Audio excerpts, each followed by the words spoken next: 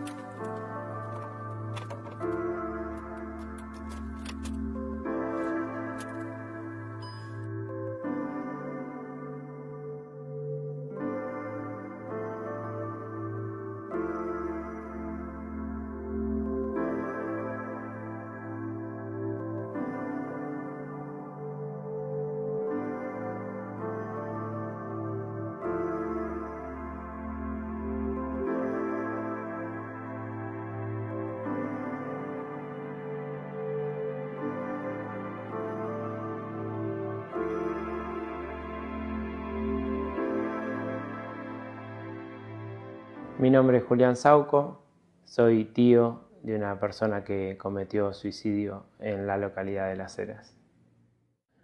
En marzo de 2020, pandemia desatada a nivel mundial, acá recién llegando, justo en esa misma época, yo tengo acá una hermana con mis 3 sobrinos.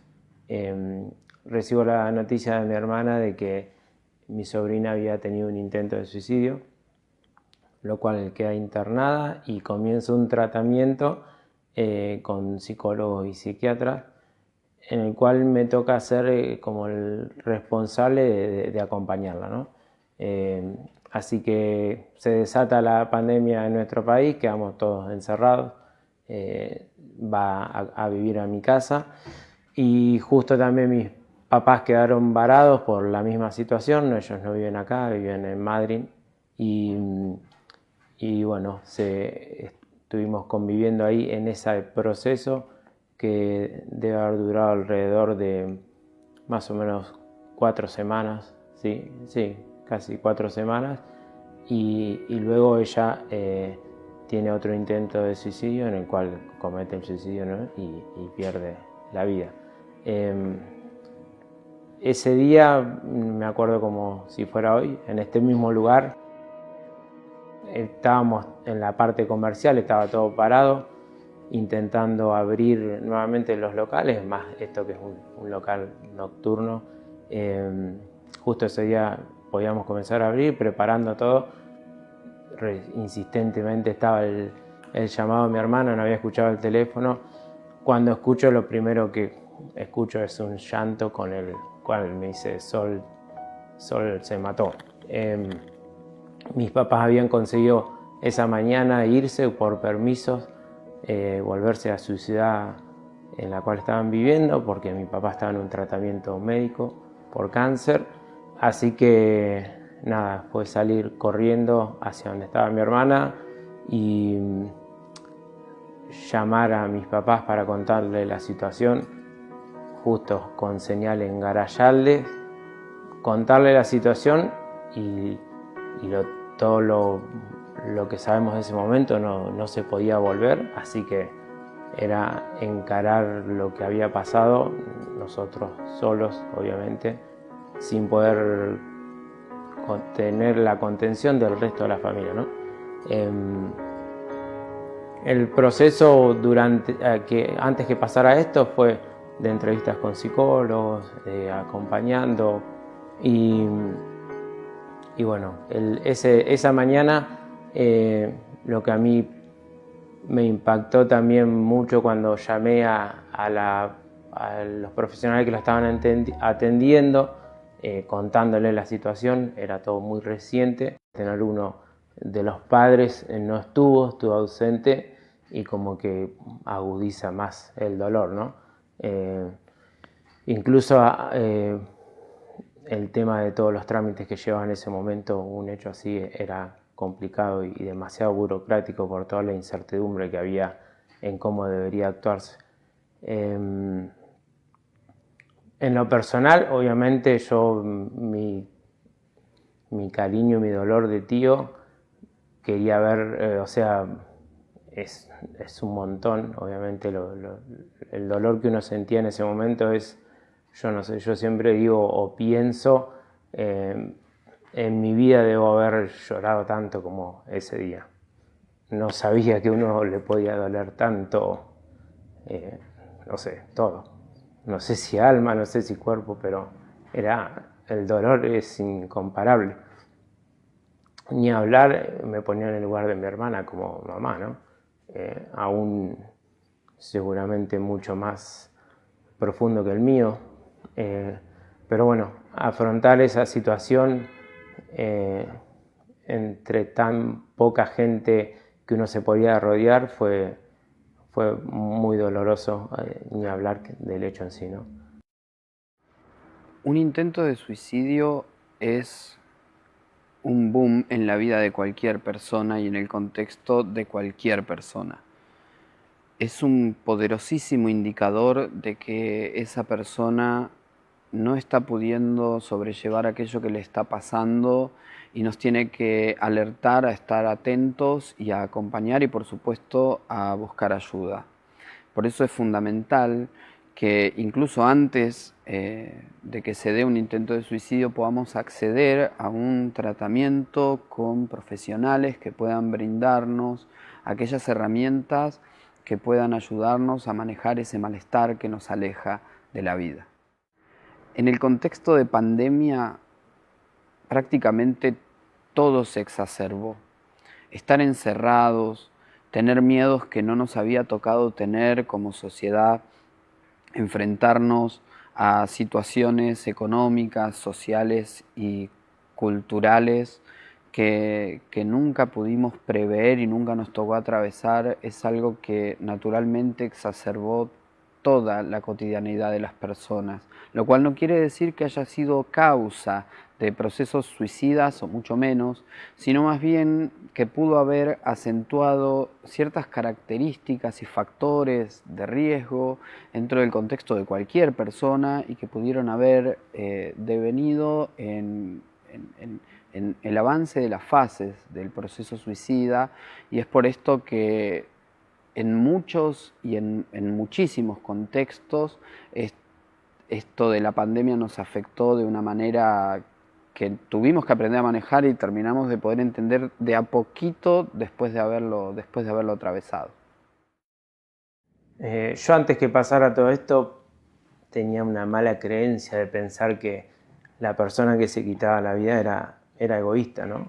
Porque es como que capaz que solucionaba su problema y el resto quedaba totalmente destruido. Obviamente nunca había tenido un hecho cercano, una vez se cría en un contexto familiar de creencias o de un cuidado que piensa que este tipo de situaciones nunca le van a tocar. Entonces menos preparado está. Mi pensamiento después de esto cambia rotundamente al vivirlo, ¿no? Lamentablemente hay cosas que la tiene que vivir para cambiar su forma de pensar y sentir. Es entender que una persona se le cierran tanto los caminos que es la única opción que le queda. Y en realidad mi pensamiento era egoísta, ¿no? Era yo el egoísta al pensar así sobre las personas que se quitan la vida, porque el no entender lo que le está pasando al otro es lo que a veces hace que uno se cierre y no brinde ayuda. Entonces creo que la poca información que a veces uno tiene sobre estas situaciones generan esos pensamientos. No me excuso, pero obviamente uno no va por la vida preparándose si no estudia sobre esto, qué debe hacer ante una persona que está queriéndose quitar la vida. Pero sí sé que lo mejor que uno puede hacer, obviamente, es demostrar el cariño que muchas veces es lo que la otra persona está buscando, tanto en un familiar como en un amigo. Porque por ahí las palabras que uno diga no son suficientes o tiene que ser muy cuidadoso, no pueden ser las correctas, pero el demostrar el cariño, yo creo que puede ser más efectivo escuchar o dar un abrazo que muchas veces decir lo que uno cree que va a ser lo mejor para el otro, ¿no? Siempre digo y pienso que obviamente es mejor dar un abrazo cálido que besar una frente fría, que es lo que me tocó a mí, ¿no? En ese caso, abrazar sí pude un montón, pero me tocó la otra parte que fue la más fea, ¿no? Tener que besar la frente fría de un familiar al que uno ama con todo su corazón es doloroso. Un proceso de duelo que inicia a partir de un suicidio consumado es distinto a todos los procesos de duelo, puntualmente porque lo que nos desacomoda para poder procesarlo y enfrentarlo es que pareciera que el mismo que genera la muerte es aquella persona de la cual nos duele la muerte. Por lo tanto, nos desacomoda de cualquier forma, más allá de lo traumático que parezca resultar un evento que conmueve no solo a familiares, sino a sociedades enteras. Por lo tanto, entender el proceso de suicidio y el suicidio consumado también nos tiene que llevar a entender que lo que se genera como emoción después de esa pérdida no tiene cuestiones correctas ni incorrectas. Podemos experimentar un abanico de emociones y de sentimientos que son inimaginablemente amplios y profundos y muy difíciles de manejar, donde pueden aparecer, ¿por qué no?, la culpa, el enojo, el miedo, y muchas veces nos enfrentamos a la idea, producto de un sistema de creencias, de mitos, de una cultura que no nos ha enseñado a pensar sobre esto. Puede aparecer la idea del egoísmo con respecto a la persona que se ha ido y a la decisión que ha tomado. Por lo tanto, es importante entender que el suicidio nunca está asociado ni a la valentía, ni a la cobardía, ni al egoísmo, ni al altruismo.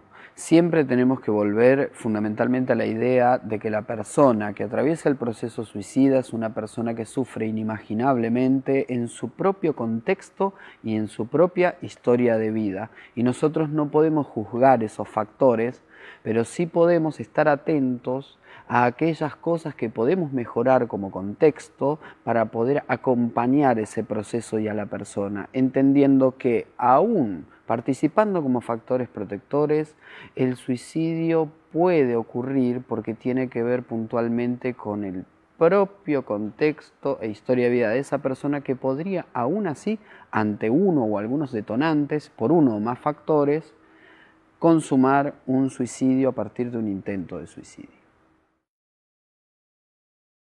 Después del hecho, obviamente, se genera una culpa en uno mismo y a veces hasta uno busca culpables alrededor, porque creo que todos ante esta situación o ante cualquier situación de muerte uno busca respuestas.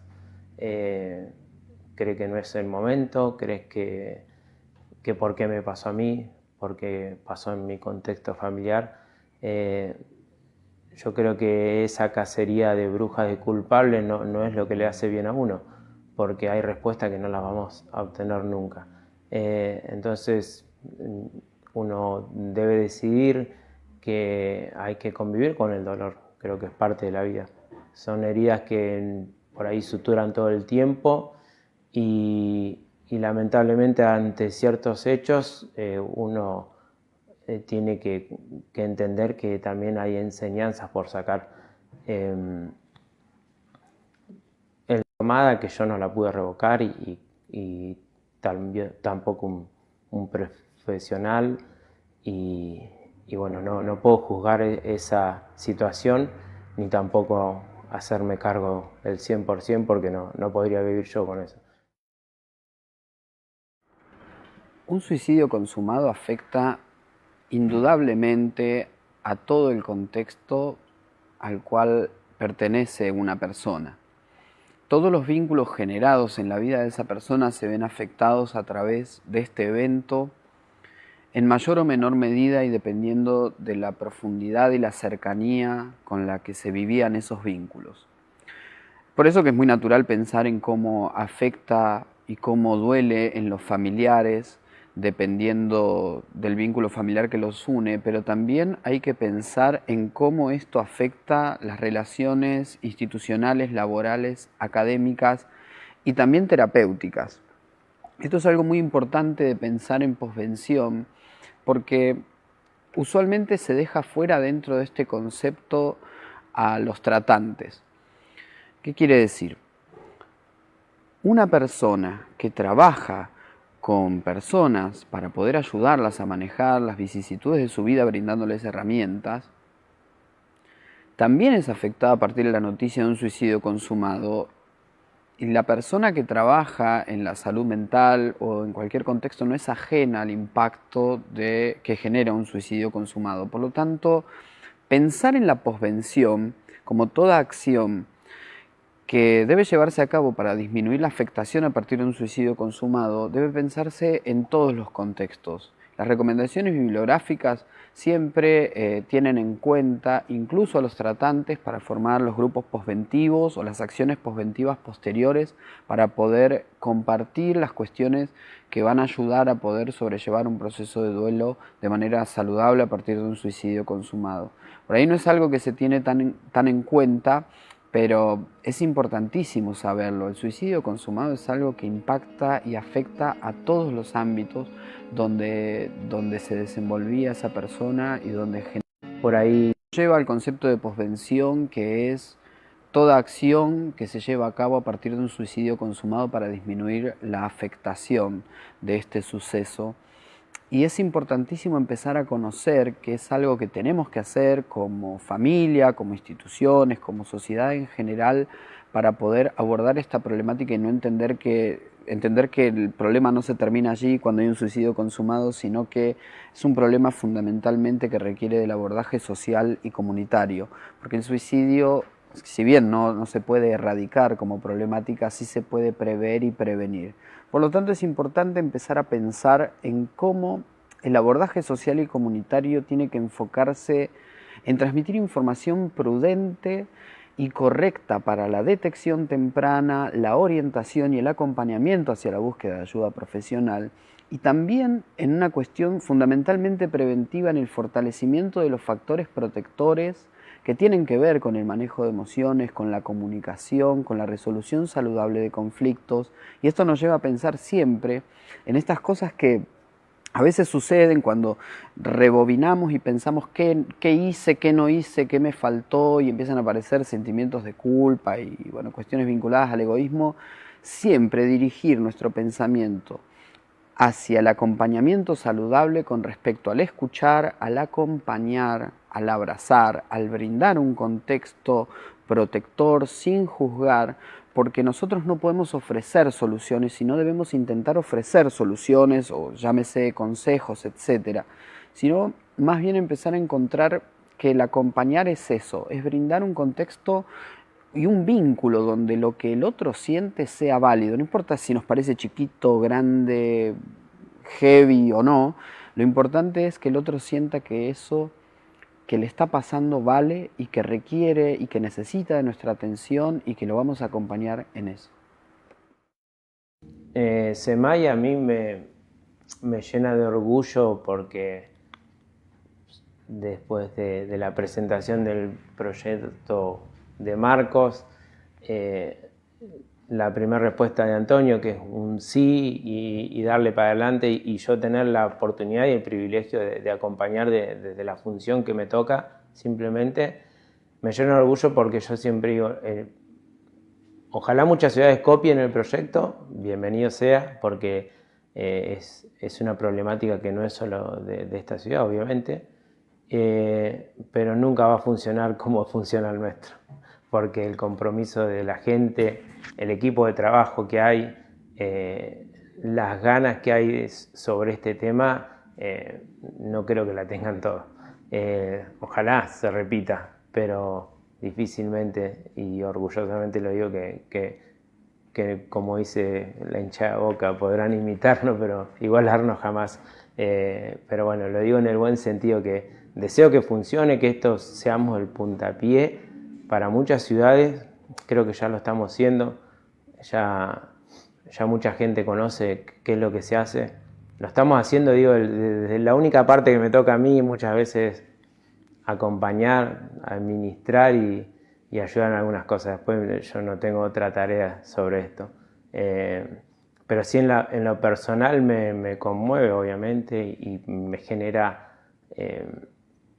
un interés extra, porque nosotros no podemos erradicar la problemática, lamentablemente, pero no es nuestra decisión, pero sí nuestro objetivo más grande es poder hacer la prevención y acompañar a la gente, y también acompañar como lo hace todo el equipo, aquellos que han pasado por un proceso como familiar o como amigo, como novio, lo que es la posvención, es tan importante que ni siquiera es una palabra que yo conocía. La conocí ahora al escuchar todo el proyecto, porque qué loco, ¿no? Uno vivía ese proceso, pero no tenía un nombre en mi cabeza real, que cómo se llamaba, y bueno, es importante también crear esos grupos de prevención para trabajar sobre la gente, y deseo que esto funcione y que sea duradero en el tiempo, y que si algún día la política no es la actual, no son nuestras ideas, esto continúe, porque acá nosotros no hacemos con este proyecto políticas partidarias, sino son políticas públicas, y es la función que uno le toca, el tiempo que le toca, 1 año, 2, 4, 8, lo que sea. Creo que es lo que uno tiene que hacer, acompañar estos proyectos que son tan importantes para la sociedad, y que también a veces generen el contagio real de de ciudades que tienen la misma problemática y de políticos de turno que también tienen la oportunidad de actuar de la misma forma que actuó el intendente nuestro, Antonio, que se copien y se contagien de eso mismo.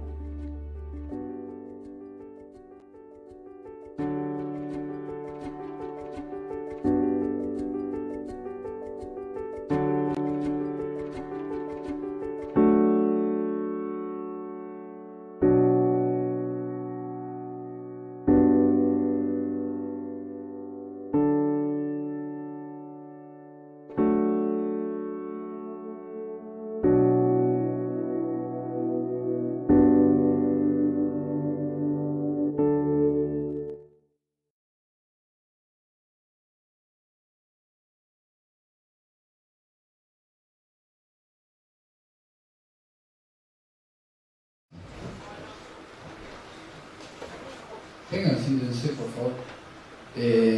Hoy gracias por la paciencia, gracias por escuchar respetuosamente ese testimonio. La verdad que te hace pelota. Bueno, estas cosas son muy fuertes. En realidad uno puede verlo muchas veces, como nos toca a veces a nosotros, y terminás como conmoviéndote todas las veces que lo ves, siempre escuchás cosas diferentes. Como lo escuchamos en el consultorio, como lo escuchamos en una charla, yo la verdad que estoy muy agradecido, en este caso puntualmente con Julián y con Emanuel también, por brindarnos de su talento para poder hacer esto posible.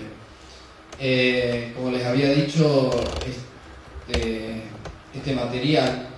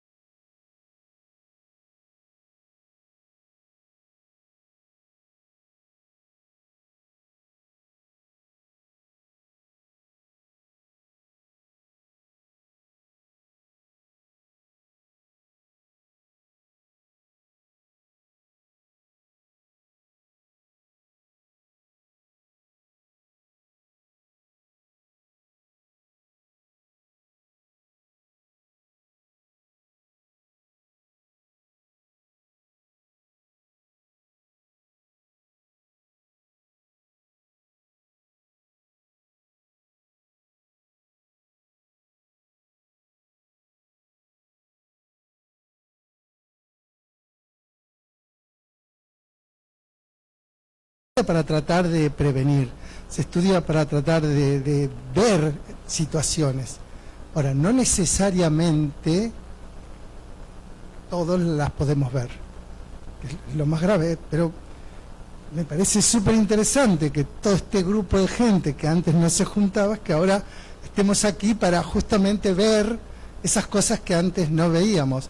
Entonces tenemos, por un lado, que no tenemos la certeza de verlo seguramente, pero sí ya estamos en predisposición para estudiarlo, para revisarlo y para tratar de achicar al máximo, ¿no?, las situaciones de suicidios consumados, si se quiere.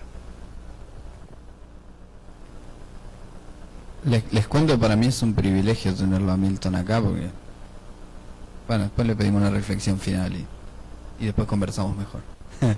Eso no desmerece a mis compañeros del SEMAIS, por supuesto, ¿no? Cada uno tiene sus cosas, así como la licenciada Pierrestegui, que nos acompaña con el micrófono también. Gracias. A mí me pone muy contento esto, de verdad, me pone muy contento que esté lleno de gente esto. ¿Quién más?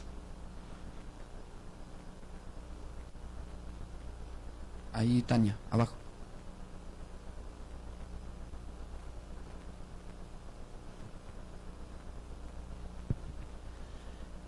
Una pregunta. Se habla de estar atento a las señales, o sea, digo, los ciudadanos comunes que no tenemos tantos conocimientos en esto puntualmente.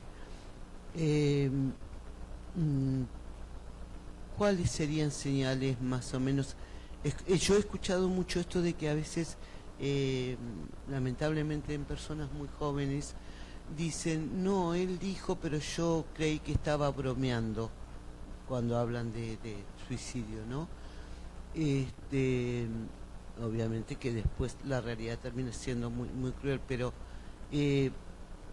señales, cosas que podamos nosotros, digamos, prestar atención, y bueno, por ahí no pasa nada, pero a lo mejor era algo que a lo que le debimos prestar más atención, o cosas puntuales, un par de no quiero decir tips, porque suena medio tiringo, pero algunos datos. Sí, hay un porcentaje altísimo de personas que generan un cambio comportamental, un cambio cualitativo específico, que nos pueden alertar sobre ciertos comportamientos, ¿bien? O sobre el riesgo de ciertos comportamientos. Aquí la cuestión es poder visualizar lo que se llama el cambio, la distinción cualitativa, ¿bien?, de la persona. ¿Qué significa? Sobre todo en jóvenes, porque por ahí nos pasa con los jóvenes que pensamos que nada, hay comportamientos que debemos normalizar propios de la adolescencia, y sin embargo parecería que cuando crecemos y nos alejamos de la adolescencia, más rápido nos olvidamos de la etapa que pasamos. Y en realidad no es muy distinta, la única diferencia está en que es un entorno nuevo con respecto a emociones que empezamos a conocer de nosotros mismos, y es la introducción básica a lo que será la vida adulta, pero muchas cosas de las que vivimos ahora las vivimos cuando éramos adolescentes, es decir, mucho en la vida emocional no cambia, lo que cambia es la madurez cognitiva. Pero para no hacer tanto embrollo, las señales son aquellas que a vos te llaman la atención. Es decir, hay un grupo de señales que son como universales, ¿bien?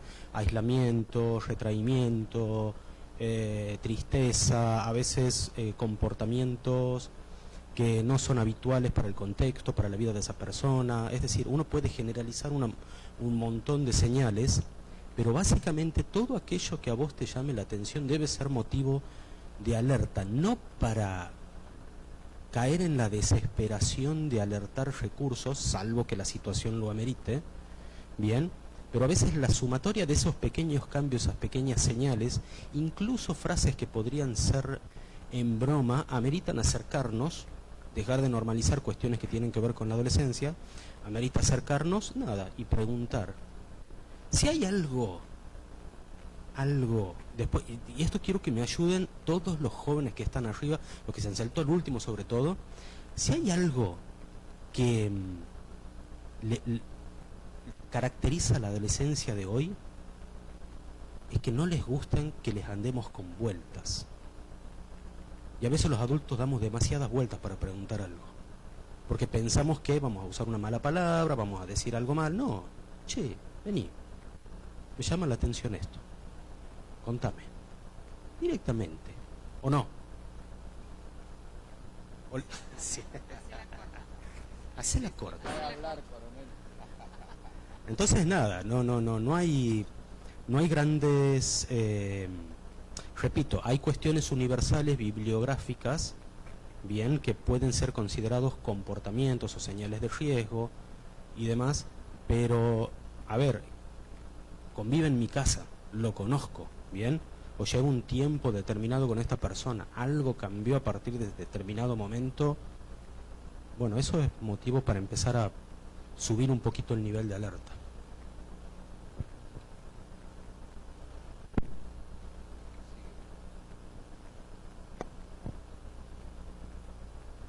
¿Alguien más? Acá. Por favor, Tania. Rápido. Se le olvida la pregunta.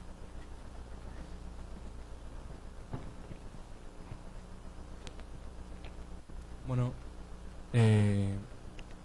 yo me junto con unos amigos por ahí de hace rato, ya no me junto con ellos, pero yo la vez que me he juntado con un amigo, bueno, ella es un poco mayor, ella tiene 17, yo tengo 17.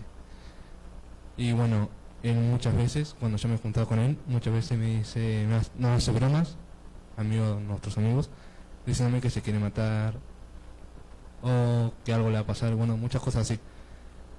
Y bueno, el año pasado, yo le pregunté si necesitaba un psicólogo, y él me dijo que sí, pero después se metió en el novio y ya dejó el psicólogo de lado. Nunca se metió en un psicólogo, pero por ahí yo veo sus historias de Instagram y sube algunas cosas como algunos videos tipo depresivos, ¿no? Como que se quiere morir o que en cualquier momento ya no va a dar más. Y yo por ahí le pregunto si está bien y él me dice lo mismo de siempre, que sí. Yo le pregunto si sigue necesitando psicólogo y él me dice que sí, pero él le cuesta mucho conseguir psicólogo.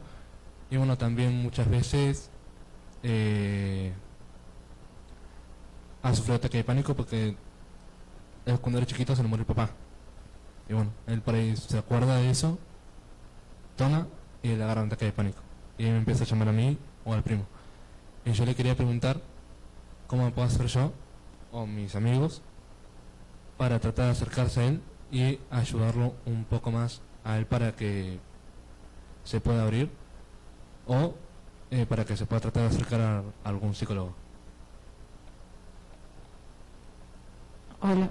Bueno, ahí le pasa al psiquiatra y al psicólogo que van a saber responderte más, pero me gustaría decirte que esa contención que vos le estás dando de preguntarle cómo está, cómo te sentís, querés hablar, querés ir al psicólogo, es súper importante, porque no estás juzgando y estás habilitando ese espacio que muchas veces, como decía el doctor recién, no hay palabras justas, ¿sí? Pero sí podemos habilitar y acompañar espacios para que el otro sienta que está contenido, ¿sí? Eso me parece buenísimo de tu parte, que estés atento a un amigo y que al menos sepa el otro que vos estás. Claro, y el hecho de que hayas venido vos hoy aquí te hace un referente activo totalmente en eso, ¿bien? Te hace un referente activo muy importante para esa persona. Principalmente has hecho mucho, eso es verdad. En la segunda cuestión es que si la persona te está aceptando ayuda, nada, se pongan juntos de acuerdo un día y lléguense a CEMAIS, por ejemplo. Averiguar cómo es el tema de los turnos, ponerse en lista de espera o recibir alguna orientación por parte del personal, por ejemplo, ¿bien? Pero nada, vos le dices, che, acompáñame tal día, vamos. ¿Ahí escucha? Bueno, a mí, disculpa, a mí me ha pasado de que han llegado con nuestro administrativo tenemos ahí también un ejemplo. 2 amigas que han querido ir a CEMAIS para buscar orientación, ya que no confiaban, digamos, en ningún adulto. Entonces las amigas se acercaron a CEMAIS, bueno, era la intención, la estamos esperando, pero para de alguna manera que ellas tengan recursos y una orientación para poder ayudar también hacia su amiga, ya que del lado adulto no encontraban a alguien que de alguna manera fuera contención para ellos. Así que si vos de alguna manera querés, también hay un espacio de CEMAIS de orientación para que usted pueda acercar. Gracias, porque es importante lo que decís y gracias a vos por preocuparte tanto por tu amigo. Así que cuando terminemos te espero, conversamos un poquito y por ahí le conseguimos ayuda más rápido. ¿Sí? Porque eso que vos haces es lo que cualquiera de nosotros haría o está dispuesto a hacer por personas que quiere. A veces es muy difícil, muy difícil ayudar a alguien cuando parece que no quiere ser ayudado, pero estar y prestar atención y preguntar, eso es un factor protector. Así que te agradezco y bueno, vamos a ver cómo podemos hacer para encontrar ayuda. ¿Dale? ¿Quién más?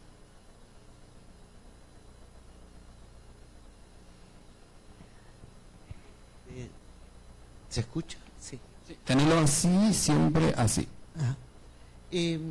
Respecto de lo que estaba comentando el chico, a veces decirle a una persona, sobre todo joven, si necesita un profesional, un psicólogo, no deja de haber muchas veces este prejuicio o de que lo sienten como que uno los está, digamos, la típica frase es, no estoy loco. O sea, no solo me siento mal, sino que encima vos me querés llevar a un loquero. O sea, esto dicho, digamos, como en el barrio, ¿no? Pero, ¿cómo se puede transformar este nudo en algo más fácil y accesible, desde lo verbal incluso, para que la persona no sienta, digamos, esta cuasi discriminación o pesadez? Empezaría por preguntar ¿cómo estás? Estoy preocupado por vos y ¿cómo podría ayudarte yo? Porque a veces pensamos que el otro necesita un psicólogo y capaz que no está listo para dar ese paso. Y tampoco es un gran paso. Y otra cosa que pasa ahí es que los jóvenes están menos marcados que las otras generaciones para pensar que el psicólogo va a los locos. Nos sorprendería saber cuántos niños, niñas, adolescentes quieren acceder a un espacio terapéutico y son los adultos los que piensan que si vas con el doctor Coronel es porque estás loco, que la medicación te duerme la mente, que los psicólogos son una boludez. Yo eso lo escucho mucho y somos más los adultos los que sostenemos esos mitos y los jóvenes están mucho más dispuestos. Pero para volver a la pregunta, para desenredar un poquito al que está sufriendo pero no sabe cómo pedir ayuda, primero nos acercamos a ofrecer ayuda y escucha personalmente, es decir, ¿cómo te puedo ayudar? ¿Te gustaría que nos quedemos callados, yo te acompaño? ¿O te gustaría que conversemos al respecto?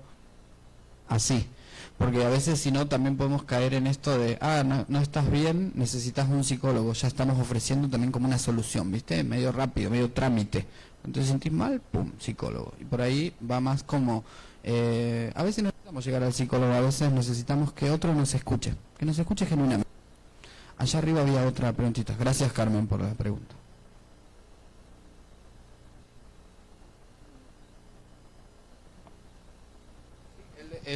Vos, no volviste a levantar la mano, bueno. Ahí está. Tania, yo te molesto, ¿viste? Sí, él puede seguir después. Gracias.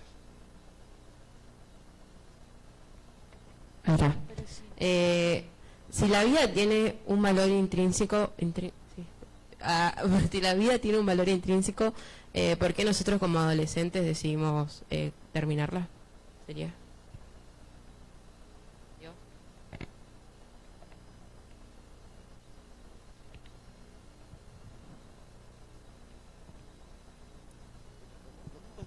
Pero ¿ves por qué los adolescentes no van con vuelta? Está re buena tu pregunta. Milton recién me decía, eso no se puede contestar. Y es que no se puede contestar porque esa pregunta no debería existir. No es que los adolescentes se pasan por lo oscuro, el valor de la vida. Todas las vidas valen. Y eso es todo. Nuestro tema es, como compromiso comunitario que deberíamos tener, es acompañar a otros y hacer para nosotros una vida que valga para ser vivida. Y muchas veces nos van pasando cosas que hacen que nos alejemos del gusto por vivir la vida.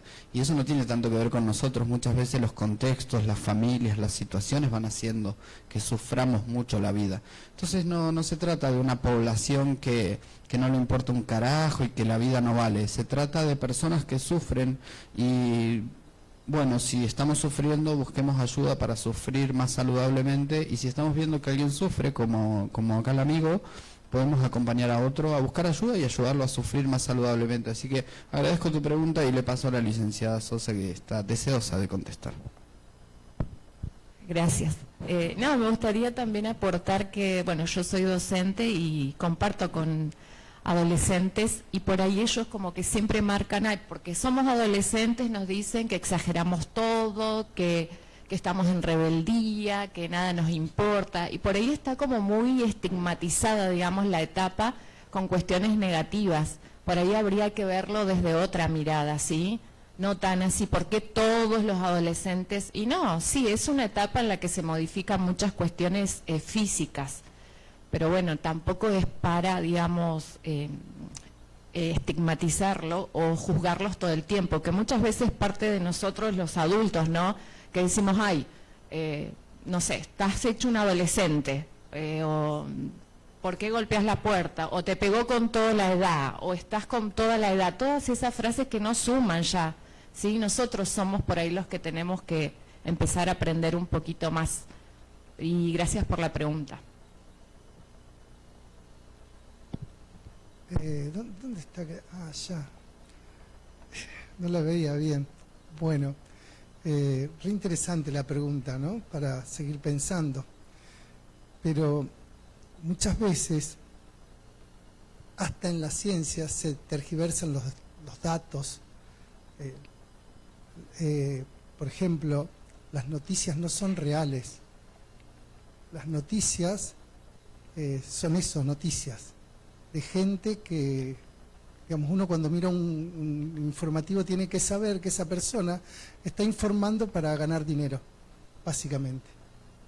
Ese es y si no ganan dinero no pasan la noticia. Por eso se transforman las modas, ¿no?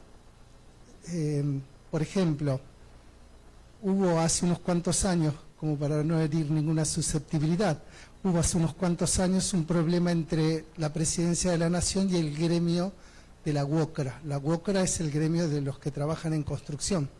Entonces hubo un lío ahí, se estaban peleando. Y justo dio la casualidad de que ocurrió un accidente en una obra. Entonces después uno miraba el noticiero y descubría que todo el tiempo estaban pasando noticias sobre personas que tenían accidentes en obras. La pregunta es, ¿ustedes creen que ahora que, yo por lo menos no he escuchado accidentes en obras? No es que dejaron de ocurrir, sino que lo que hay que tener en cuenta ahí es que, por ejemplo, en ese momento, como estaba ese conflicto y esa noticia vendía, por lo tanto, agarraban todos los problemas de las obras, los ponían ahí y decían, bueno, se cayó un albañil del andamio, el otro se peleó, y todas las cuestiones que podrían aparecer en las obras. Por lo tanto, esto para tener en cuenta, las noticias no son reales. Incluso en los estudios científicos, decía, también se tergiversan los hechos. Yo escucho a menudo que dicen, los adolescentes son los que más se suicidan. No es real. ¿Por qué digo que no es real? Fundamentalmente porque yo creo, y digo creo, no tengo el hecho fáctico para decir tengo la certeza, pero digo, yo creo que los que más se suicidan son los adultos mayores, por encima de los adolescentes. ¿Cuál es la diferencia? Que los adolescentes necesitan, sobre todo porque son, digámosle así, los jóvenes para terminar con sus días necesitan generalmente un hecho de violencia. Mientras que un adulto mayor no. Por ejemplo, mi mamá ya está bastante grandecita. Exactamente. Ella dice, deja de tomar agua, pero no. Mi mamá además toma un cóctel de pastilla todas las noches. Una es para la presión, la otra es para la sangre, la otra es para el corazón, la otra es porque, bueno, tiene casi 84 años. Entonces, yo estoy seguro que si mi mamá agarra las pastillitas y las tira, al otro día el médico va a decir fallecimiento por paro cardíaco respiratorio o algo por el estilo. Entonces no tenemos en cuenta todos los casos suicidógenos de los adultos mayores. Entonces, cuidado, muchas veces se tergiversan los datos y como que vamos agarrando, ¿no? A mí no me parece saludable que un joven piense en terminar sus días. Pero bueno, eso es un pensamiento que se me ocurre a mí. Yo no me puedo meter en cada una de las mentes de los jóvenes. Me encantaría sí estar atento para pensar estrategias para que eso no ocurra. Yo recién le decía a Marco, imposible de responderle a la joven, pero bueno, está bueno que se plantee para que lo discutamos y para que lo pensemos, y en el caso de que haya alguien cerca tuyo, ¿no? Que yo recién decía acá el amigo, ¿cómo era tu nombre? Lautaro. Yo decía, Lautaro dio 2 pasos. 1, escuchó al amigo, 2, ya vino acá y lo hizo público. Son 2 pasos gigantes, ¿no? Es re importante, parece que no, pero ya yo le decía por abajo, ya dio 2 pasos, fundamental. Bueno, eso me parece que es lo importante, ¿no? Hace muchos años acá en La Cera no ocurría esto. Esto no ocurría, no nos juntábamos para discutir, para poner sobre la mesa el problema que tenemos. Y no es un problema de los lacerenses, lo vengo diciendo hace 20 años. No es un problema de Santa Cruz, es un problema de los seres humanos. Esto, de que hay seres humanos que pretenden terminar con sus vidas. ¿Qué hacemos nosotros? Pensamos, estudiamos, reflexionamos sobre estrategias para que eso no ocurra.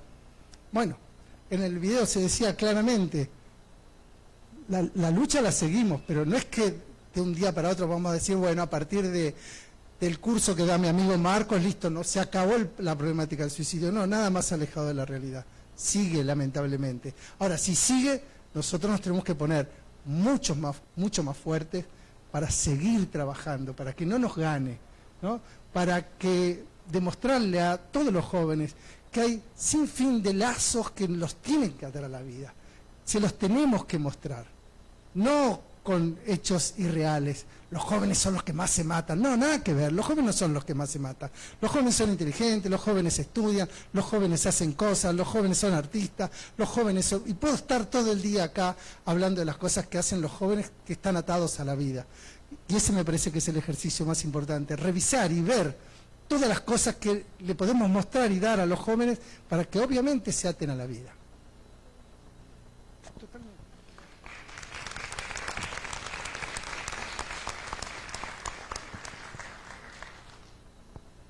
No, ¿qué voy a decir yo? Que pregunte. Bueno, sí, yo quería hablar sobre el tema del abandono así familiar, o sea, cuando no te dan la suficiente atención cuando sos menor, por así decirlo. Y así cuando creces tenés miedo al abandono y te volvés así como un tipo narcisista, ¿no? Bueno, porque a mí me pasa a veces eso, sentir miedo al abandono y así. ¿Que te gustaría preguntar algo al respecto? ¿Te gustaría que desarrollemos un poquito sobre qué pasa con eso que tiene que ver con ser como no escuchado, no validado, no valorado en las infancias y adolescencias? O sea que así como que medio sentir abandono por medio de los padres, así sentirte solo, por así decirlo. ¿Y cuál sería el tratamiento así de respuesta? Sí, me parece importante tu pregunta porque ese es uno de los factores de riesgo, no solo para suicidio, sino para cualquier problemática en la salud mental en general, pero para la vida comunitaria. Mira, justamente el lugar donde aprendemos a socializar, a vincularnos, a manejar nuestras emociones los vínculos que nos enseñan a querernos, a valorarnos y a querer y a valorar a otros es el hogar, es esa primera familia, que pueden ser papá, mamá o cualquier cuidador. Y cuando eso no está, o cuando no nos brindan, o cuando nos brindan un poco sí, un poco no, o cuando hay genuinamente abandono, negligencia, violencias, ese desarrollo se ve afectado. Por eso voy a retomar un poco lo que decía Milton recién, esta porquería de que los pibes están violentos, de que los pibes esto, de que los pibes lo otro, y alguien crió a esos pibes. ¿Entendés? ¿Entienden todos? O sea, acá no se trata de decir que hay una población ni personas que son jodidas y que les pasan cosas porque les pasan. Somos el producto de un estilo de crianza, de experiencia que hemos tenido que atravesar, y esas experiencias hacen que construyamos como somos. Eso se llama personalidad. Cuando detectamos que eso nos pasa producto de nuestras experiencias, quizás es momento de buscar ayuda, pero también tenemos que entender fundamentalmente que esas experiencias no nos definen. Es decir, si no me lo ofrecieron y lo puedo reconocer, yo puedo tomar decisiones y generar vínculos que me aten a la vida y que me ayuden a entender la vida de otra forma. Esto lo podemos ver y lo podemos vivir porque tenemos personas a veces que son más cercanas que nuestros propios familiares, y eso está bien en la vida, es normal y es sano. Entonces, esas experiencias no nos definen. Ahora bien, si detectamos que justamente ese miedo al abandono, ese sentirnos mal con nosotros mismos, producto de la experiencia de vida, genera en nosotros algo que no podemos manejar, que tenemos miedo que nos pase algo, que estamos atravesando algún problema en el estado anímico, etcétera, etcétera, busquemos ayuda, que seguramente vamos a poder encontrar mejores alternativas. Pero te quiero felicitar porque es muy difícil, acá hay como 100 personas y es muy difícil que ser muy valiente para poder expresar lo que sentimos y lo que nos pasa en frente de tantas personas para poder mínimamente acercarnos a una respuesta. Así que te invitamos, si deseas buscar ayuda, como decía la colega ahí en SEMAIS, estamos dispuestos a brindar espacios, siempre con paciencia obviamente porque estamos medio llenos, pero siempre podemos encontrar la forma de ayudar. Así que muchas gracias y espero haber contestado aunque sea un poquito.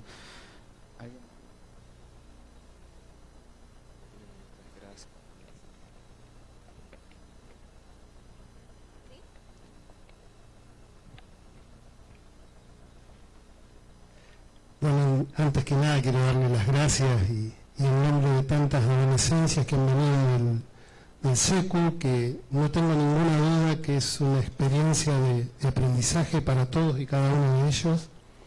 Y un poquito en base a lo que se está diciendo, intento y trabajo para que sea posible en la escuela donde yo trabajo, pero me parece que es muy importante esta cuestión en la prevención de lo que es la justicia epistémica, es decir, habilitar voces.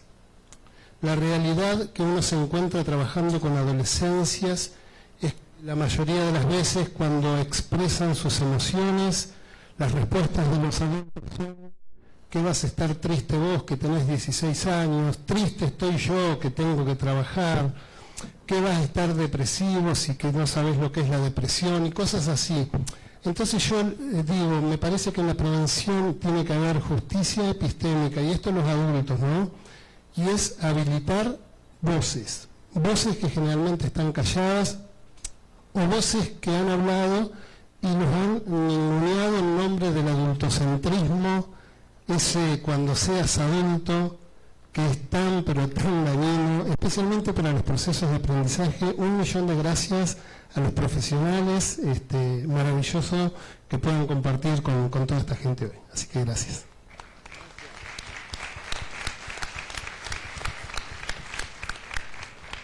Aprendido. Hola. Bueno, gracias Gustavo.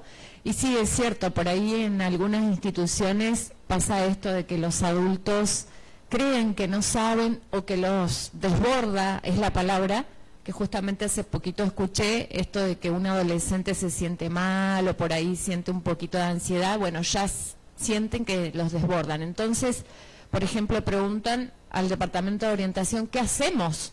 Pero nosotros sabemos lo mismo que ustedes y somos todos docentes. Entonces eso, habilitar las voces, habilitar la escucha, no juzgar, no decir, pero ¿qué te pasa? Pero eso no es nada, pero si te peleaste con tu novia, ya vas a encontrar otra. Y ese tipo de comentarios no sirven, entonces habilitar.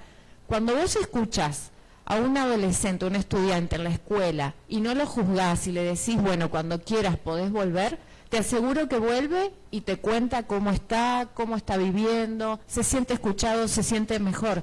Pero si decimos cosas que no corresponden, pasa esto, o sea, no sienten espacio y lugar donde habitar en las escuelas.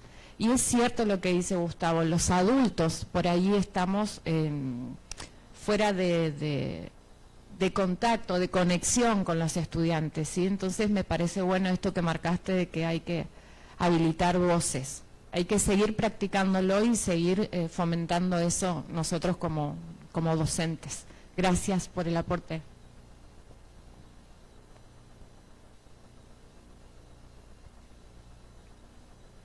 Buenas tardes.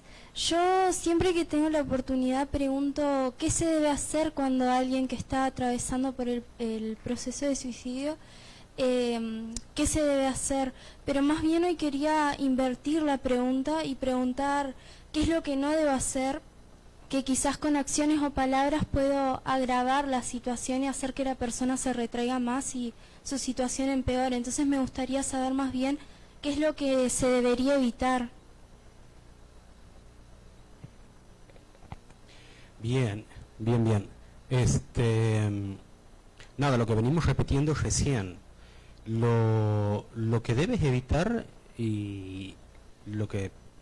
Porque, a ver, alguien cuando te está comentando algo que le pasa, te está contando algo que le pasa, bien, nos pone a nosotros en algo así como una situación de compromiso de tener que escuchar, pero el compromiso que más nos suele aparecer es el de tener que responder, bien, de hacer algo, y no estamos obligados a hacer algo, bien, no estamos obligados a decir algo.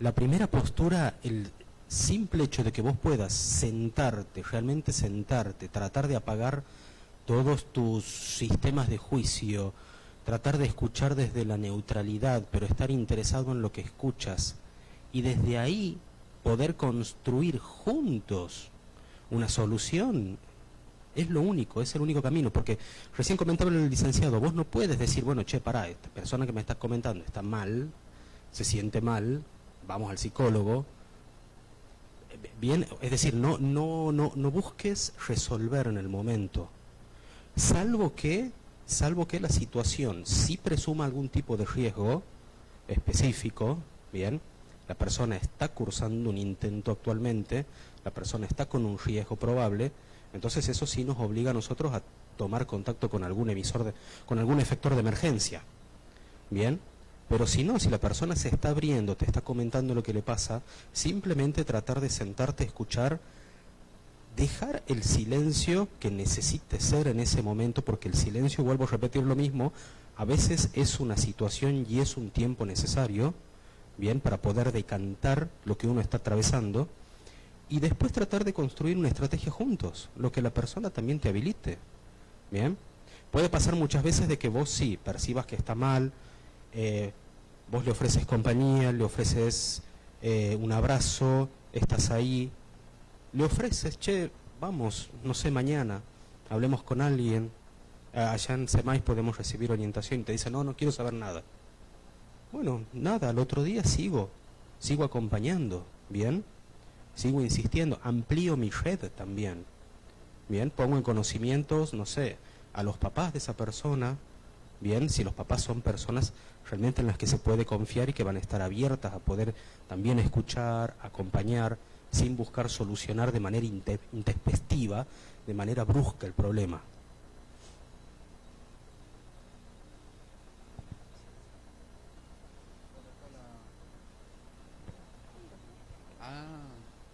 Sí, me dan 2 segunditos que había una pregunta antes acá y... ¿Seguro? Sí. Y ahí seguimos con las de allá.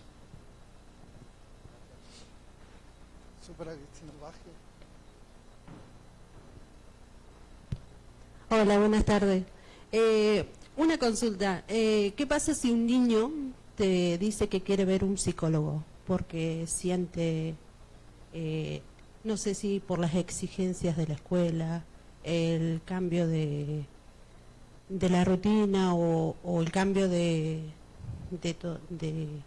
no sé, de la vida que llevan los padres, todo, como que le afecta y como que siente que le falta el aire, que siente como que la persiguen, entonces pide una ayuda de psicólogo.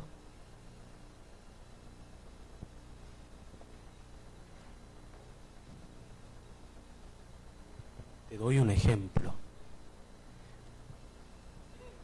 Mi hijo de 4 años tuvo su primera sesión con su psicóloga.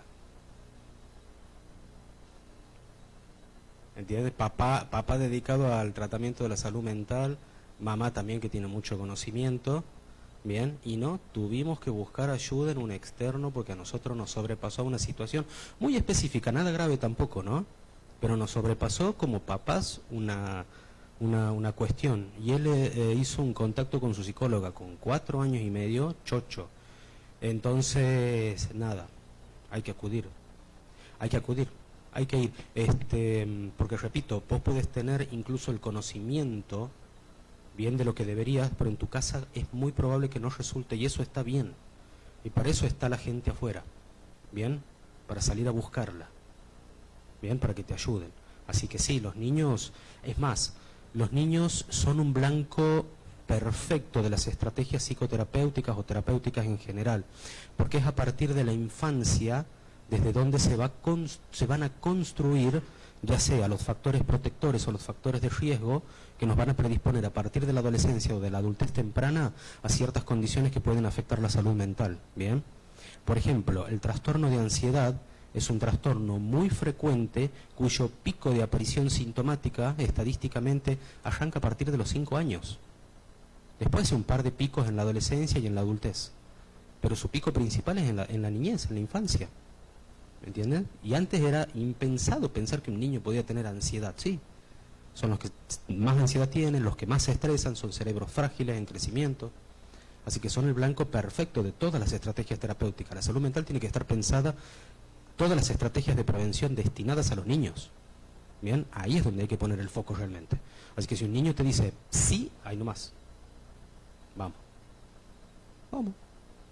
¿Por qué no? Buenas tardes. Esta es una situación de un adolescente que debe afrontar la responsabilidad a pedido de un adulto frente a su hermanito del corazón. Una situación donde el niño de 13 años el niño está en problemas. Pasó de ser un niño activo, un adolescente, un preadolescente activo, a una situación de dejadez, de abandono y de encierro. Ante esa situación, el padre le solicita al adolescente que si puede afrontar esa situación y ayudarlo de alguna manera. ¿Qué sugerencia le brindarían ustedes a ese adolescente?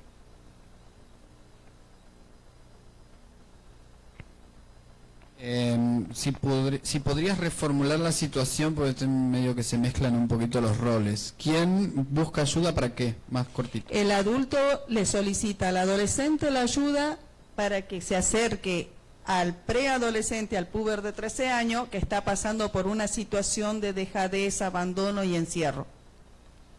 Como ser de intermediario para ver qué onda. Correcto, como ser de intermediario. Ahora, ¿cuál sería su sugerencia como profesionales, teniendo en cuenta que es un adolescente, y cómo respondería él ante esa realidad si llegara a desencadenarse en una fatalidad? No, mirá, vamos a ponerlo así, no hablemos de responsabilidad. En realidad el rol requiere que ese papá que no está pudiendo acercarse, ese adulto que no está pudiendo acercarse, busque ayuda para ser orientado. Muchas veces se piensa como que vos estás más cerca de la edad, tenés más onda, vas a poder llegar mejor. Pero eso nos está hablando de que en ese contexto es como que no ha encontrado o no ha podido poner en práctica estrategias para una comunicación genuina. Es decir, cuando yo me encierro, cuando yo me aíslo, es porque no estoy pudiendo encontrar en este contexto lo que me hace bien o la oportunidad de expresar. ¿sí?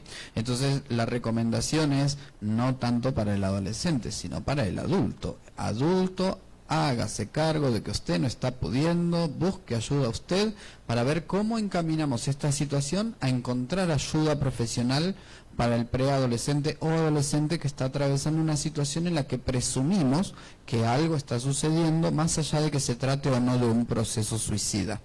Por otro lado, cuando nos enteramos de situaciones así, digo en general, ya no hablando de este caso, y esto lo vamos a contar así para adultos y para adolescentes, si nos enteramos de que hay alguien que podría estar en riesgo y no estamos encontrando cómo ayudarlo, no tenemos que pedir permiso para ir a buscar ayuda con algún profe de kickboxing, de fútbol, de quien sea. Vamos a transmitir nuestra preocupación porque alguien nos va a poder orientar hacia el lugar indicado.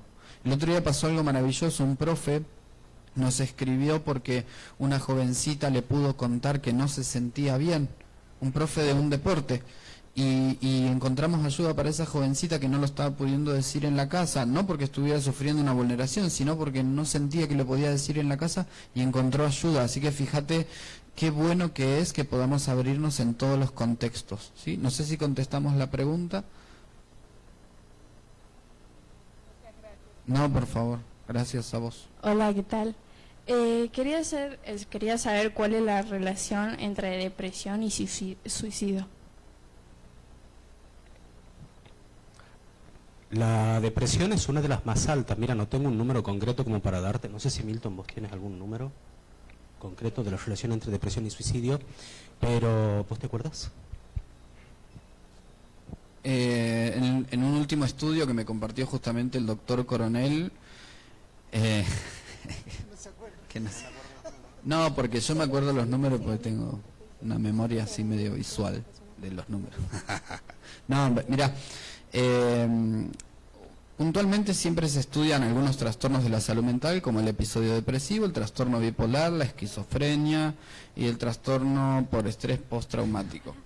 Esos trastornos hay mayor prevalencia de ideación suicida, pero incluso no hay como diferencias estadísticamente significativas de que haya mayor presencia de suicidio consumado.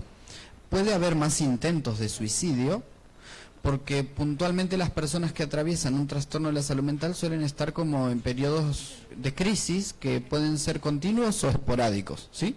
Entonces lo que pasa es que a veces en vez de establecer relación y suicidio, que se sabe, relación entre depresión y suicidio, que se sabe que esa relación existe, lo que hay que hacer es entender que cuando tenemos un trastorno de la salud mental pueden aparecer con mayor facilidad, ¿sí? Con respecto a números, más o menos un 14% más que la población en general. Las personas con trastorno depresivo mayor, no episodio depresivo, que es otra cosa, es más leve y tiene una duración determinada de entre 2 semanas a 6 meses y hasta 2 años. Personas con trastorno depresivo mayor, 2 años o más, pueden experimentar ideación suicida e intento de suicidio un 14% más que las personas que no, pero solamente un 0.04% consuman el suicidio, es decir, nada, ¿sí? Esa es la relación. Factor de riesgo nada más. No sé si querías decir algo vos más. ¿Sí? No, por favor. Hola, ¿cómo le van? Quería preguntarle si existe un tratamiento efectivo para las personas que están luchando con pensamientos de suicidio. Sí, el tratamiento más efectivo es con todos los actores de la sociedad, y que eso incluya profesionales y no profesionales, contexto, familia, todo, porque no hay tratamientos a nivel estrictamente técnico, farmacológico o psicoterapéutico, no hay tratamientos eficaces al 100%. Todos van a tratar de paliar alguna esfera sintomática puntual o tratar alguna comorbilidad concurrente, ¿bien? Por ejemplo, capaz que si los pensamientos de suicidio están asociados a depresión, bueno, nada, tenemos que trabajar sobre la depresión, también con psicoterapia, ver la cualidad cotidiana con respecto al desenvolvimiento en tareas instrumentales de la vida diaria. Ahí nos ayudará terapia ocupacional también, ver el contexto, la familia, ver el entorno, ver qué pasa en la escuela, es decir, es como tratarlo como lo que es, ¿bien? El suicidio tiene características multicausales, entonces el tratamiento es con todos los actores. Ok, muchas gracias. Hola, ¿qué tal? Mi pregunta para ustedes sería, ¿qué factores se evalúan al tratar a una persona con riesgo de suicidio? Muy importante tu pregunta, porque sabes que no todos los profesionales de la salud en general y de la salud mental puntualmente están formados para la evaluación de riesgo de suicidio y para la evaluación de la autolesión, sea con intención de suicidio o no suicidio, y para ver la intensidad, la gravedad o la severidad de la ideación suicida. Fíjate todas las cosas que te nombré que tienen que ver con evaluar el riesgo de suicidio en una persona. Usualmente cuando escuchamos que una persona tiene ideación suicida, enseguida se nos prenden todas las sirenas en la mente, porque estamos pensando en que la persona podría intentar el suicidio y consumarlo, y eso es realmente traumático pensarlo así, ¿cierto? Pero en el contexto de evaluación nunca hay que olvidarse que el terapeuta, que es una persona, tiene que establecer un vínculo con esa persona que quiere ayudar. Es decir, la información está, si no la tenemos la podemos encontrar, pero algo muy, y casi te diría lo más importante para la evaluación de riesgo es que mientras estás evaluando ese riesgo tenés que generar un vínculo de confianza, porque esa persona está desnudando su miseria frente a vos y está buscando ayuda. Entonces hay que tomarse todo el tiempo necesario y hay que escuchar todo lo que la persona tenga para decir, para poder no solo determinar el riesgo, que eso te diría que es relativamente sencillo teniendo la información. Lo que hay que brindar es un espacio seguro para que eso pase. Y eso se llama vínculo terapéutico. En una primera entrevista se llama rapport, pero bueno, son conceptos distintos para hablar de lo mismo, ¿sí? Entonces, más allá de lo que hay que tener en cuenta, como lo decíamos recién, severidad de la ideación suicida, contexto, si hubo o no previamente intentos de suicidio, si hay autolesión, etcétera, etcétera, lo más importante es el vínculo. En uno de los señaladores del libro, yo pongo una frase de una persona que tenía trastorno bipolar y estudió psicología y psiquiatría. Y entonces decía esta persona, la distancia entre lo que sabemos de suicidio y lo que hacemos es letal para los pacientes. Es decir, hay que saber mucho, pero también me parece importante tener una buena actitud para cuidar del otro, ¿sí? No nos olvidemos que los terapeutas también somos personas. Y además, como esto no es responsabilidad solamente de los terapeutas, cuando escuches a un amigo o amiga, familiar que le esté pasando algo, también ponete en ese lugar. Más allá de lo que sepas, que escuchaste hoy en la charla, por ejemplo, está dispuesto a escuchar y a acompañar. Eso es lo importante para evaluar riesgo y sobre todo para acompañar a buscar ayuda, ¿sí? Miren, me encantan las preguntas. No sé si hay tiempo. Bueno, una pregunta más. Buenas tardes. Mi consulta es que cuando una persona que está teniendo idea suicida pide ayuda, pero el contexto familiar no colabora y tampoco puede salir de ahí, ¿qué se hace? Denuncia. Bueno, ahí te cuento, mira, si estamos hablando de una persona menor de edad, tenemos que comunicarnos con las autoridades. Te cuento, las personas, niños, niñas, adolescentes cuentan con la posibilidad de comentárselo a profesores, profesoras, equipo de asesoría pedagógica, algún profe de algún deporte o lo que sea, y esas personas cuando se enteran que existe un riesgo en un niño, niña o adolescente tienen la obligación de acudir a las autoridades. Para empezar, a veces cuando nos sentimos tan encerrados, cuando nos sentimos incapaces, es muy difícil buscar ayuda, pero si el contexto no nos brinda la posibilidad, hay que hablar en otro lado y que se pudra todo, porque ¿saben qué? El suicidio o la ideación suicida sí es de vida o muerte, y todo el tiempo que pasa cuenta. Y si intentamos por un lado y no nos dieron bola, no nos rindamos, y si nos toca a nosotros que alguien viene y nos dice, che, no me dan bola en mi casa, no me ayudan a buscar ayuda o lo que sea, nosotros también podemos llevar el mensaje, ¿sí? Eso es importante. Eso con respecto a niños, niñas, adolescentes. Personas que son adultas y que pueden tomar sus propias decisiones, bueno, naturalmente que ya dependerá de sus decisiones. En ese caso nos toca más acompañar, a veces de manera más pasiva, como le estaba tocando recién acá al compañero Lautaro, que le tocaba como acompañar y estar siempre atento aunque la persona no quería buscar ayuda, ¿sí? Así que tenemos esas dos grandes cuestiones, ¿sí? Gracias por tu pregunta. Y nos queda la última pregunta para que podamos cerrar, sí, no excedernos con el tiempo. Les agradezco muchísimo. Vamos con la última pregunta. Bien, buenas tardes. En mi caso creo que no es un interrogante, sino es algo que me puedan llegar a ayudar a entender. En pocas palabras, les comento, hace 3 años un hijo de corazón se suicida, mejor amigo de mi hijo. Y bueno, atravesamos muchos momentos difíciles hasta el día de hoy, especialmente hoy y en estas fechas. Y hay algo que siempre me queda dando vuelta, que me dijo mi hijo, es que no le entiendo hasta el día de hoy, que me dice, Lorenzo es el adolescente que se suicida, me dice, Lorenzo no murió, Lorenzo se suicidó.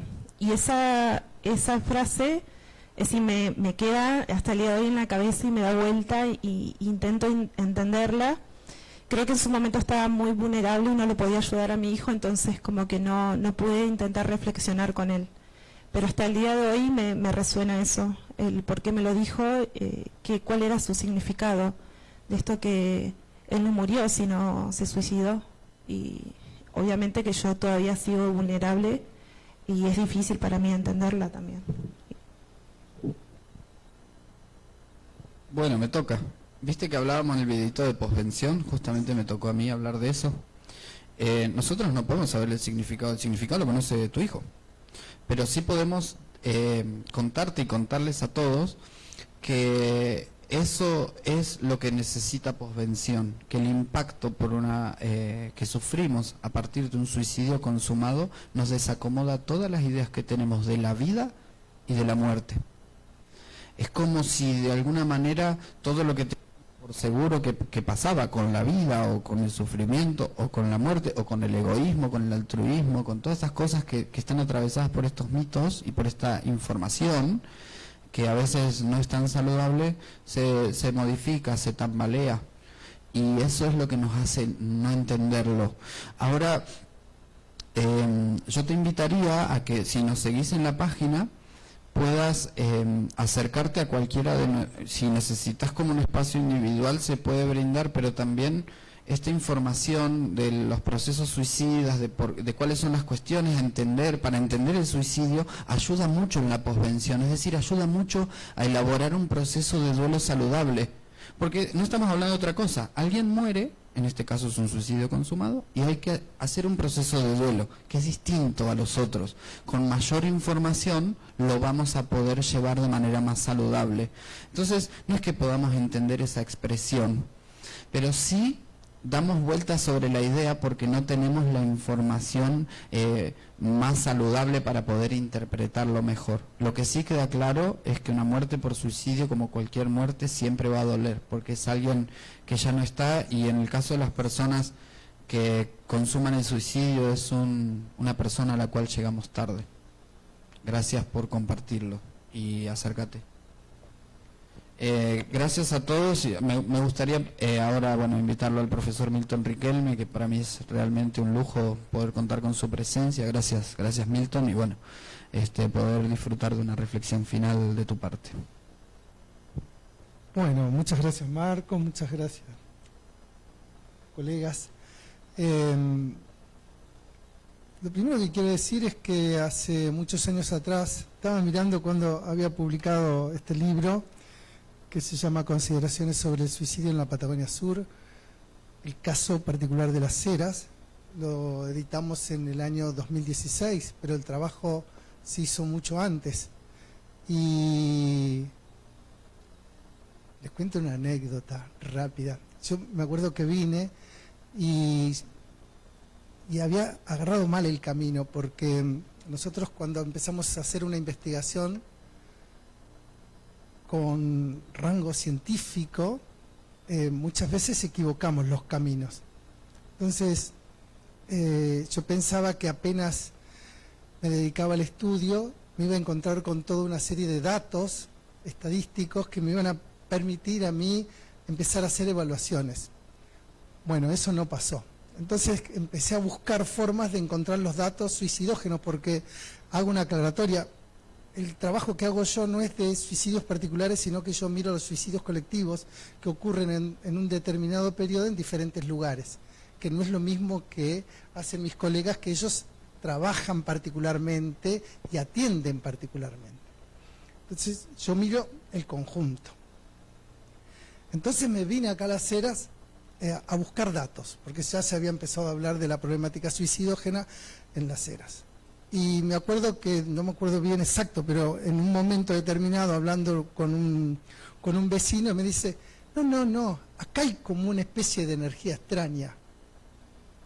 Bueno, le digo yo, es más, dice, si quiere lo llevo al Cerro Guacho, lo conocen, ¿no? Yo no lo conocía, de hecho no sé bien dónde queda, porque me cargaron a un auto y nos fuimos al Cerro Guacho. Me dice, acá es. Y yo le digo, bueno, ¿y la energía dónde está que no la veo? Y además no la siento.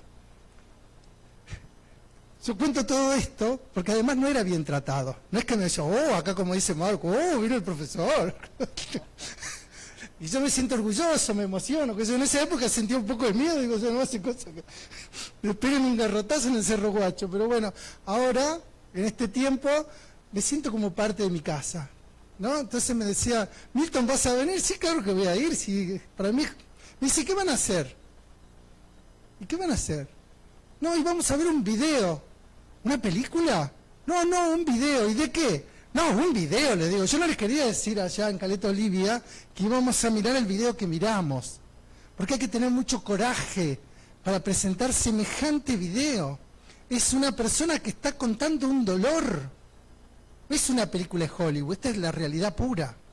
Estos son corajudos. Realmente, ¿no? Me encantaría, yo hace un tiempo esta parte estoy estudiando esto, ¿qué es el dolor? ¿Qué nos genera el dolor? ¿Cuándo aparece el dolor? ¿Cómo lo anulo? ¿Puedo tener 3 dolores?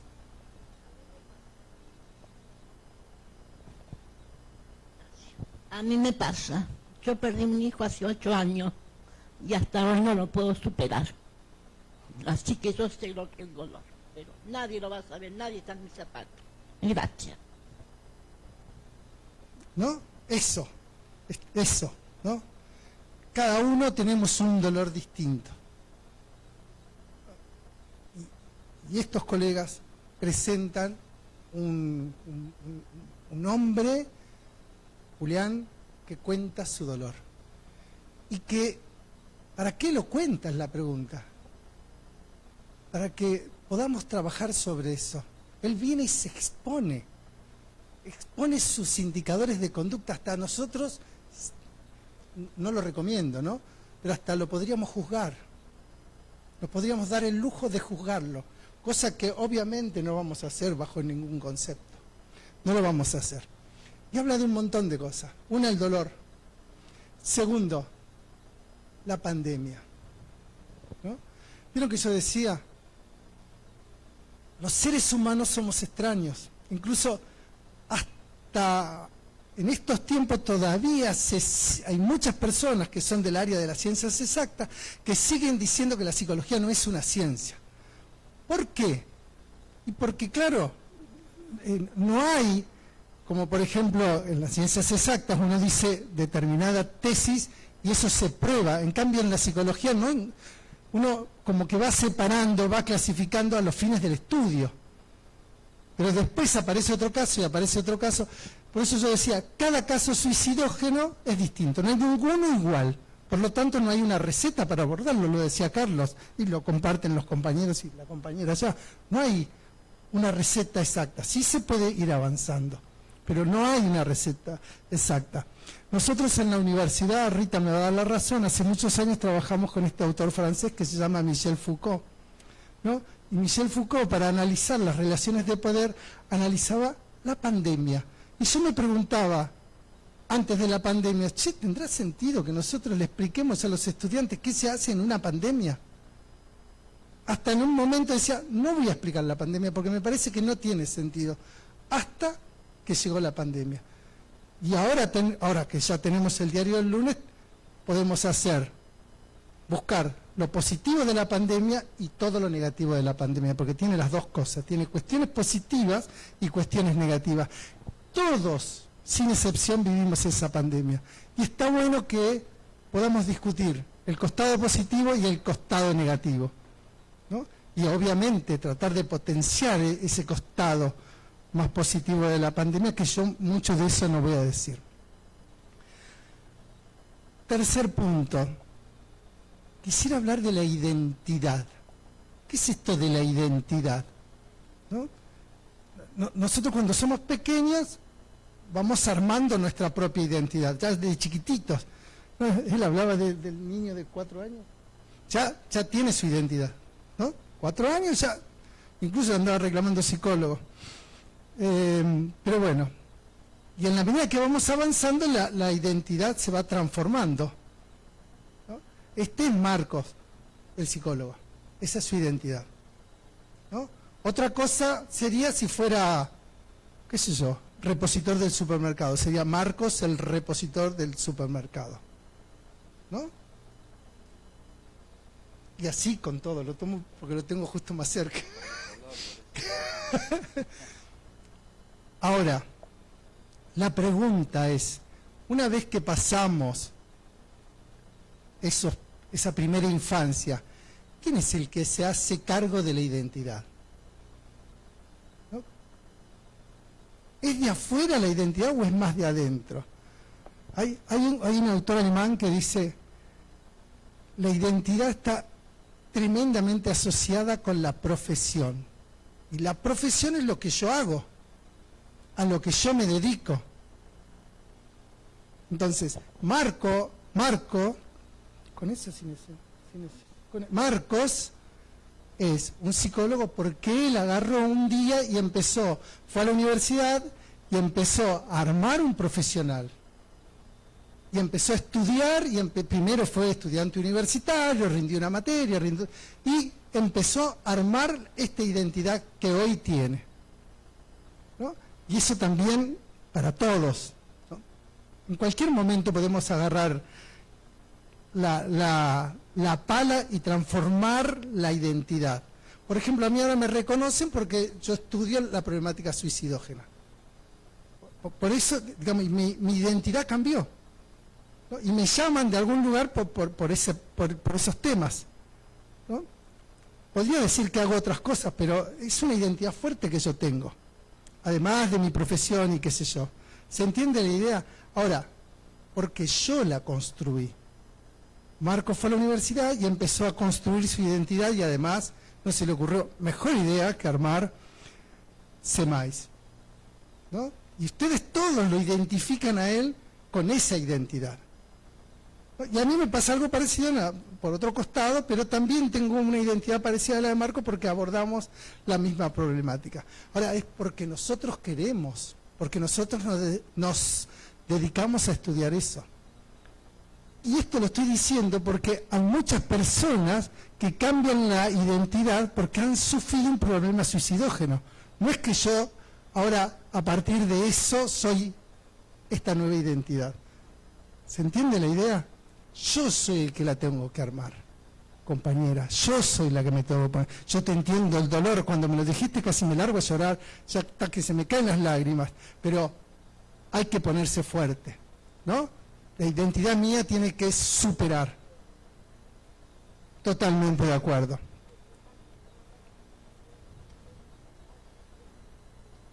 Pero ahora estás acá.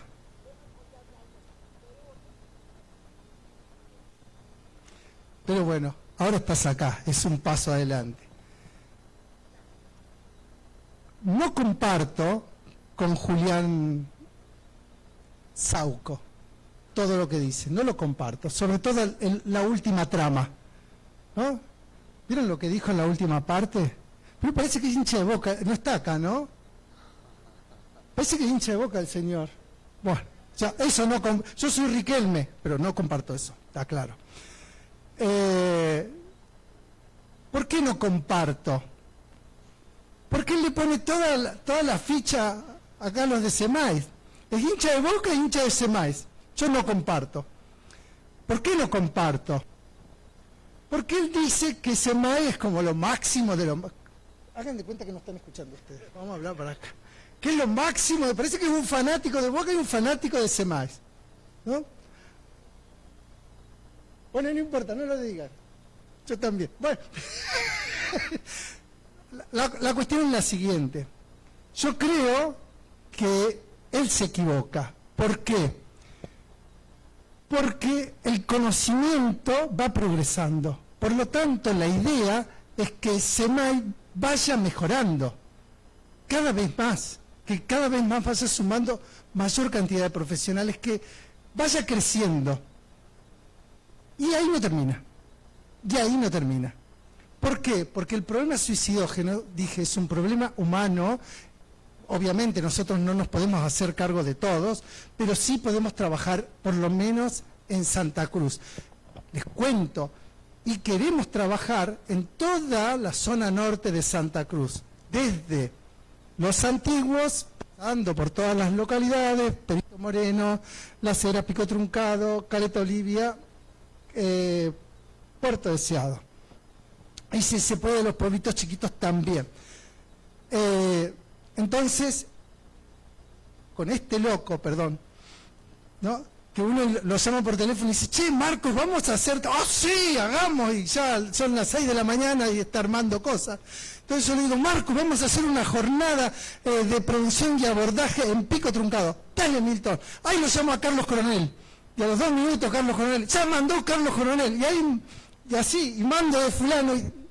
Así que estamos armando toda una serie de jornadas en todo el norte de Santa Cruz. Y que digo algo que no es tan lindo, que muchas veces las gestiones de las intendencias no nos prestan atención. Yo les digo algo, todo este equipo va gratis, no cobra nada. Me dicen, ¿cuánto es el honorario? 0 pesos. Y les digo algo que pasa en la realidad. Les digo, miren, si ustedes pueden, a una intendencia, si ustedes pueden, le pagamos el pasaje. Y si pueden, como la jornada es desde las 9 de la mañana hasta las 6 de la tarde, le tiramos un churrasco en el medio, ¿no? Y no siempre nos dicen que sí. Incluso le decimos, suspendamos la comida. Total, nosotros comemos en casa, comer acá es un poquito más el gasto, porque generalmente vamos a un restaurante cuando estamos en otros lugares. Y todavía no te dicen así, bueno, hagamos la jornada. En cada jornada tenemos 3 patas fundamentales. Una, son ellos, que yo los considero los profesionales que atienden el problema mano a mano, ¿no? Por otro lado, los que estudiamos la problemática, pero que no intervenimos, mi caso. Estudiamos la problemática, pero no intervenimos. 1 pata, 2 patas. Y la tercera son aquellas personas que están totalmente vinculadas con las víctimas. Por ejemplo, madres que hay varios grupos. El grupo que está participando, acá Marcos me va a ayudar, el de Perito Moreno se llama Juntos y Conectados, y hay uno en Caleta Olivia que se llama Elijo Vivir, que son madres que han tenido, lamentablemente, casos de hijos que se han quitado la vida. Entonces ahí tenemos las 3 patas. Pero además, vamos a los lugares y convocamos a los profesionales del hospital para que ellos también cuenten el trabajo que están haciendo. Es decir, no es que queremos ir a invadir Perito Moreno o Los Antiguos o Cañadón Seco, no, sino que los convocamos. ¿Por qué? Porque creemos que es necesario hacer este trabajo. Pero por otro lado,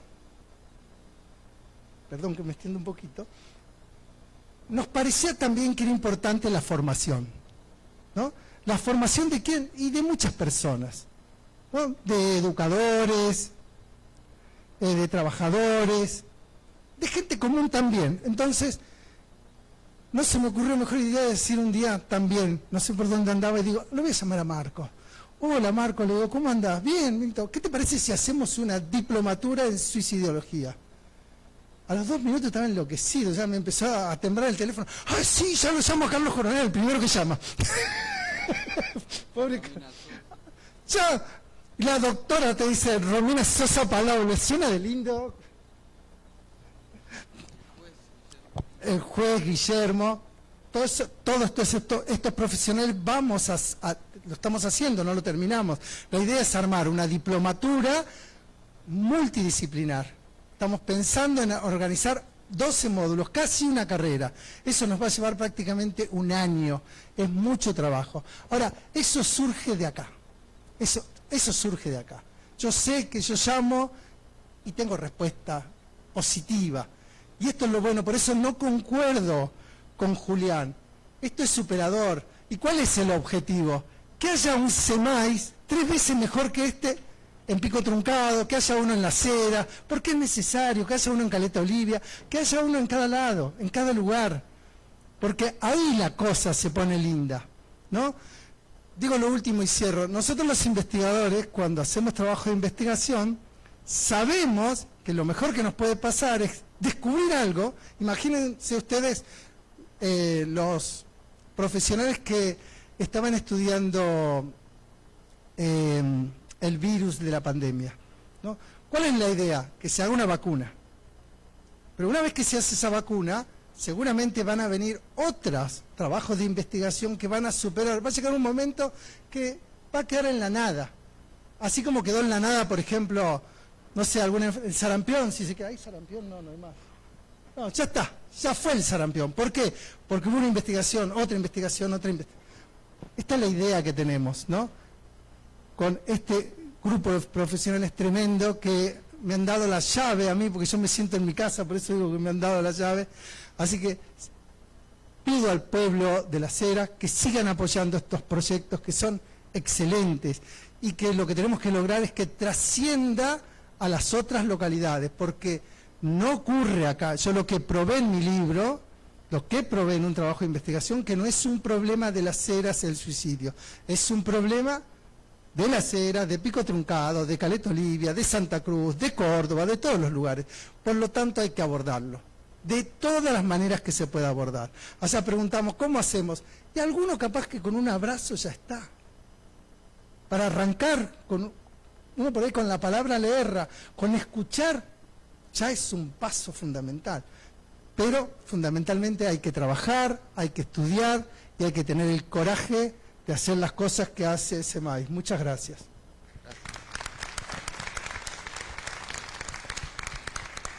Gracias a todos por venir, gracias Milton, muchas gracias, gracias Carlos y gracias Romy, gracias Tania y bueno, gracias a todos, porque en realidad esto, Roberto, su equipo de trabajo, Yusef, el streaming, todos, hay un montón de gente que labura para que nosotros tengamos este lugar, así que les agradezco a todos por venir y gracias a todos los que hacen posible esto.